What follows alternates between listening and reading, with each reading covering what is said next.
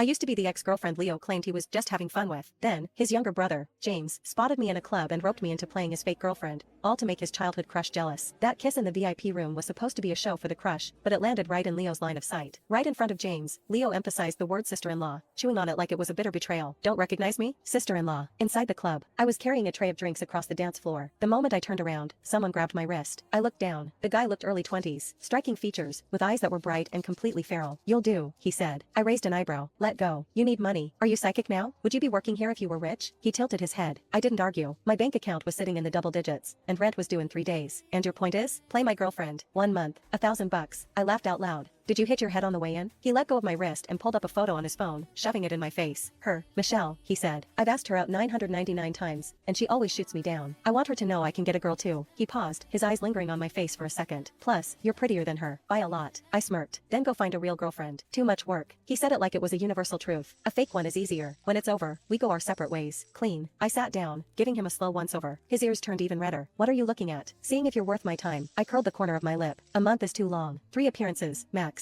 $1,000. Paid up front. Are you robbing me? I made a move to stand up. Deal. He added my number. The name popped up on my screen, James Vance. The next day, James sent me an address. When I got to the lounge, I sent him a voice note. Hey babe, I'm here. He replied instantly. Don't talk like that. 3 minutes later, he walked out of the lounge and just stared at me, dumbfounded. Look good? I blinked innocently. His Adam's apple bobbed. I slid my arm through his. Let's go, boyfriend. His entire body went rigid like a coiled spring. The girl from the photo was definitely the center of attention in the private booth. When she saw us walking arm in arm, her eyes locked on me. And this is? She scanned me from head to toe. James tried to play it cool. My girlfriend. One of the guys started hollering. Holy shit, James, since when? You never said a word. Recently, James kept stealing glances at Michelle out of the corner of his eye. Love at first sight. Michelle smiled tightly. What should we call you? Everyone looked at me. I rested my chin on James's shoulder, smiling sweetly at Michelle. You can just call me a little older and wiser. James completely froze. Michelle blinked. You're older than James? Doesn't matter. I turned my head, letting the tip of my nose brush against James's ear. What matters is he likes it. Right, babe? James's ear was hot enough to fry an egg on. Yeah, the vibe in the booth shifted instantly. I'm gonna get some air, I said, standing up. I leaned in and whispered in James's ear. Keep up the act. Out in the hallway, I leaned against the wall. Footsteps echoed from the end of the hall. I looked up by instinct. Leo Vance. His features were even colder than I remembered. He stopped in his tracks. Then, he smiled. Long time no see. His eyes dropped to the thin straps of my dress. What are you doing dressed like this in a place like this? Meeting a guy. I laughed. Is my ex-boyfriend trying to play chaperone? His eyes darkened, like ink swirling in a glass of water. Right then, the door to the booth swung open behind me. An arm wrapped around my waist, pulling me backward into a solid chest. Then, a soft pair of lips landed clumsily on the corner of my mouth. Someone inside yelled, "Holy shit, James, you're actually doing it." Before I could even process what was happening, another force violently yanked James away. James stumbled back, looked up, and saw Leo. He froze. Leo, you made it? My brain flatlined. Leo's gaze moved slowly from my face to James. The corner of his mouth twitched into a dangerous smile. And who is this? My girlfriend. James puffed out his chest, sounding entirely too proud of himself. Gorgeous, right? Leo's eyes dragged deliberately from my lips down to the spot on my shoulder where James's hand had just been. Sister-in-law. He chewed on the word, spitting it out like it tasted like poison. Hey there. I blinked at him innocently. Brother-in-law. Leo's breathing hitched. Wait, you two know each other? James frowned, his eyes darting between me and his older brother. Never met her. Nope. We spoke at the exact same time. Leo didn't look at me again. He pushed past us and walked straight into the booth. James leaned in close, dropping his voice. Are you sure you don't know my brother? Positive. I flipped my hair over my shoulder and smiled at him. What? Afraid I'm sleeping with him behind your back? No. He scratched the back of his neck. It's just, the way he looked at you was weird. What kind of weird? I don't know how to explain it. He thought for a second. It was like, he wanted to tear someone to pieces. You're overthinking it. I looped my arm through his, pressing myself against his side. Let's go back in. He didn't move. He looked down at me, a strange look in his eyes. Were you acting a little too real back there? Isn't this what you paid for? I looked up at him, my eyes crinkling in a smile. Babe, I'm a professional. If you pay me, you get the premium package. His Adam's apple bobbed, and he turned his face away. Bright red. I laughed to myself. Kids are so easy to read. When we walked back into the booth, Leo was already seated. The only open spot was right next to him. I sat down beside James, melting against his side like I had no bones. His arm stiffened for a second before he slowly relaxed, his hand tentatively resting on my waist. Leo didn't stop drinking, but his jaw clenched so hard a muscle feathered in his cheek. My phone buzzed. I looked down. A text from an unknown number. Do you enjoy parading around in front of other men? I didn't reply. Delete. Block. Then, with a bright smile, I picked up a piece of fruit on a toothpick and held it up to James's mouth. Say